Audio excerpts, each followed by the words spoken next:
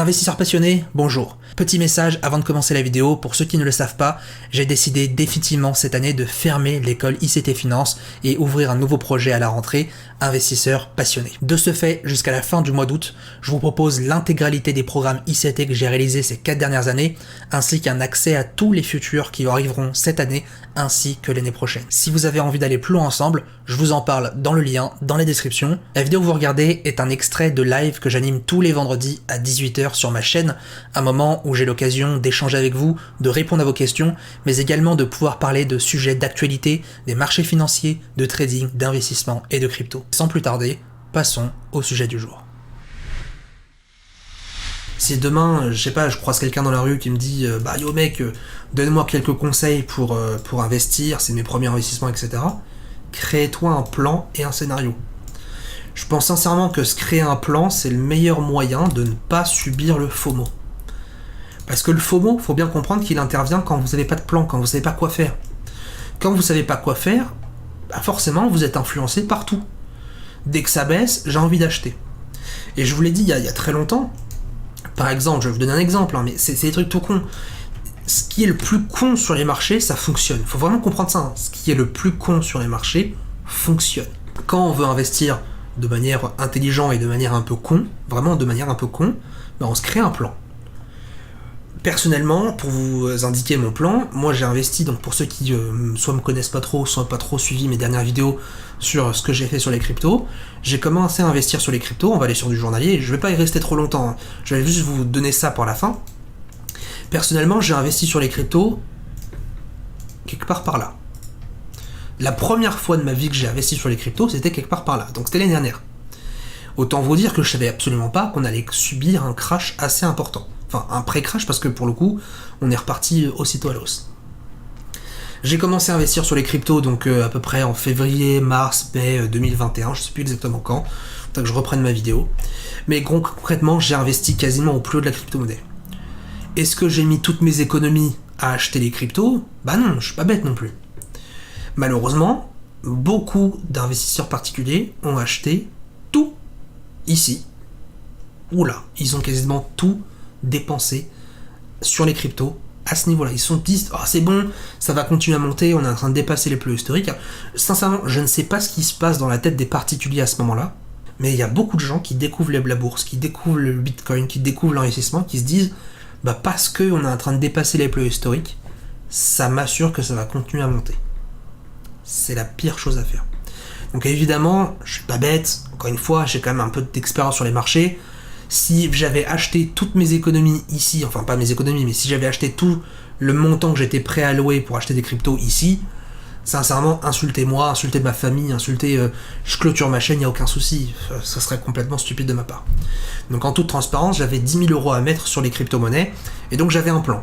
Et ce plan, encore une fois, il est stupide au plus haut point. Il était tout simplement d'acheter tous les 10 à 20% de baisse. C'est tout. J'ai rien fait de fou. En fait, le seul truc que j'ai fait de fou, c'est d'avoir assez de recul pour me dire que c'est une bonne idée d'acheter progressivement plutôt que d'acheter d'un coup.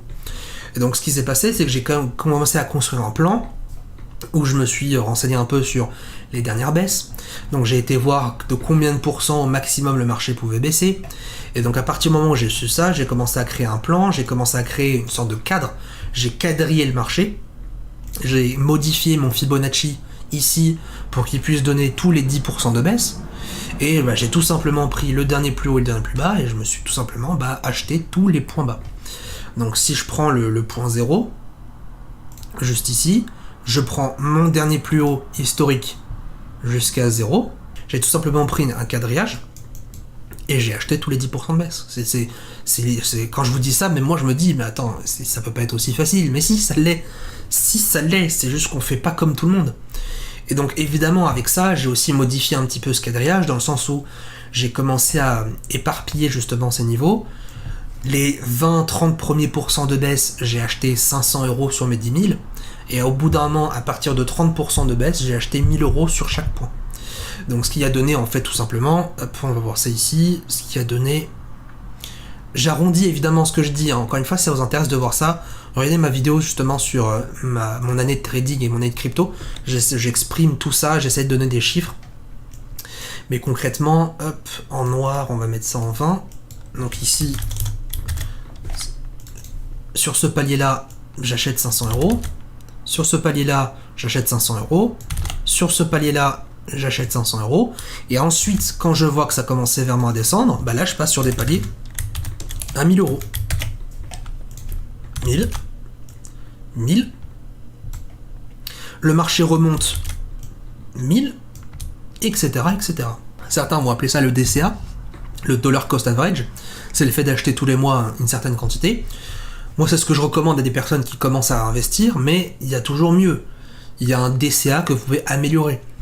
Moi, ce qui me fait perdre beaucoup de temps quand je trade, et quand je me suis intéressé au marché financier, c'est que j'ai une fâcheuse tendance à vouloir modifier un peu les paramètres, à modifier les indicateurs. J'aime bien tout modifier, j'aime bien faire des tests, et j'aime beaucoup optimiser. C'est surtout ça qui m'intéresse le plus, j'aime énormément optimiser. Optimiser, c'est à partir du moment où vous savez que ça fait ça, avec ça fait ça. Posez la question, je sais pas, je prends le recette, si vous savez faire un bœuf bourguignon en 20 minutes, bah vous demandez comment je pourrais la faire en 10. Ou déjà, est-ce que c'est possible? Si c'est possible, comment? Et on essaie de chercher toutes les possibilités de gagner du temps. Gagner du temps, gagner de la technique, gagner de la qualité, gagner de la cuisson. Et là, c'est pareil, je sais que le DCA, c'est puissant. Maintenant, comment je fais en sorte pour que ma méthode d'investissement soit encore plus puissante que le DCA? Et du coup, je fractionne à la fois mes investissements, et en plus de fractionner mes investissements, bah, j'essaie de fractionner les niveaux sur lesquels j'investis. Ce qui fait que si jamais ça descendait encore plus bas, j'étais prêt. J'étais prêt ici à rajouter une cartouche, mais cette fois-ci à 2000. Et j'aurais été prêt à mettre une cartouche plus bas, à 2000 si on va encore plus bas, etc., etc. Et donc cette façon d'investir vous permet tout simplement de lisser votre risque. Parce que si ici je suis à 500, 500, 500, ça fait à peu près 1500 ici. Donc on va simplifier les choses. 1500 c'est ici, sur cette ligne. 1000, donc ici il n'y a pas de 2000 puisqu'on n'a jamais été. 1000 et 1000, ça veut dire qu'ici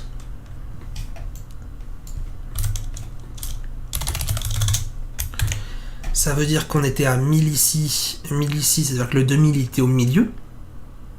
2000, 1500, donc on n'était même pas au milieu, c'est-à-dire qu'en gros, en lissant votre risque et en rentrant pour la première fois sur les cryptos tout en haut, vous pouvez arriver à avoir un point d'entrée, ce qu'on appelle un PRU, un prix de revient unitaire, c'est-à-dire en gros le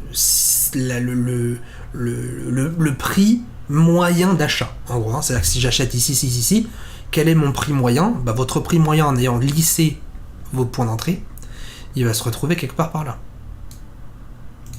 Je prends l'exemple, j'ai pas fait le calcul exact. Encore une fois, je parle de tout ça dans ma vidéo. Mais en gros, au lieu de rentrer ici, grâce à cette technique-là, je suis rentré juste en bas.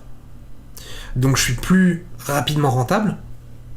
Je perds moins en position latente. Et j'ai toujours du cash pour réinvestir si ça continue à monter. Et ça, encore une fois, les amis, c'est ultra important. Il suffit pas d'être monsieur 140 de QI pour réussir sur les marchés. J'insiste, mais parce que je sais que beaucoup d'entre vous pensiez que les marchés c'est très compliqué, qu'il faut un master, qu'il faut être docteur, etc. Non, les marchés financiers, vous pouvez réussir à partir du moment où vous êtes patient. Et ça paraît simple comme ça, mais sincèrement, être patient, c'est très difficile. C'est pour ça que ça paraît tout bête, mais c'est très difficile d'être patient.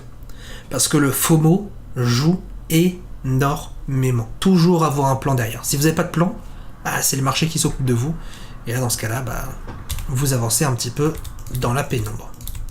Je veux pas faire le mec moralisateur, j'aime pas du tout ce genre de choses, mais j'essaie vraiment de vous apporter un peu ce que je sais et les retours d'expérience que j'ai depuis le temps que j'ai investi. Je suis loin de vous dire j'ai gagné des 1000 et des cents sur les marchés, j'ai gagné de l'argent sur les marchés, j'ai perdu de l'argent sur les marchés également. Et mon but aujourd'hui, c'est pas de vous montrer tenez, je suis pété de blé, etc. C'est plutôt de vous dire voilà ce que j'aurais voulu savoir quand j'ai commencé à investir. Et prenez mes vidéos d'il y a 7 ans, vous allez voir que c'est pas très joli. Regardez mes vidéos YouTube d'il y a 7 ans, vous allez voir que on voit qu'il y a un avant et un après, on voit qu'il y a quand même de l'évolution derrière.